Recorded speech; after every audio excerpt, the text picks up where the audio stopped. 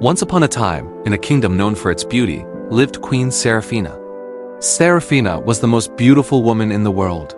Her hair shone like spun gold, and her eyes were as blue as the deep ocean, but she was also very cruel. She taxed the poor to buy expensive dresses, and she never smiled at anyone unless they gave her a compliment. She was obsessed with her image. Her castle was filled with mirrors and paintings of herself, but she was bored of them. "They're all the same," she complained. "I want a painting that captures my true essence. My greatness, my power." She held a contest. Artists came from all over the world. They painted her in diamond gowns, riding white horses, and sitting on clouds. But the queen hated them all.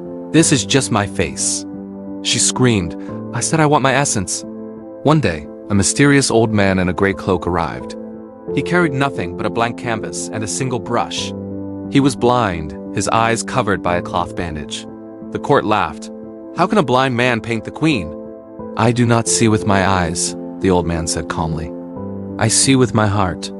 I will paint your true self, your majesty. But be warned, once the paint dries, it cannot be changed." The queen was intrigued. "Do it," she commanded. For 3 days, the blind painter worked. He didn't look at the queen. He just listened to her. He heard her scream at her servants. He heard her refuse to give coins to the poor. He heard her laugh when a waiter tripped and fell. He painted silently. On the 3rd day, the painting was covered by a velvet curtain. The entire court gathered. The queen sat on her throne, expecting to see a glowing goddess. "Reveal it," she ordered. The blind painter pulled the curtain down. The crowd gasped in horror. The queen looked and screamed. The painting did not show a beautiful woman with golden hair. It showed a twisted, ugly goblin. The figure in the painting had gray, wrinkled skin, sharp claws holding onto bags of money, and a mouth that looked like a black hole.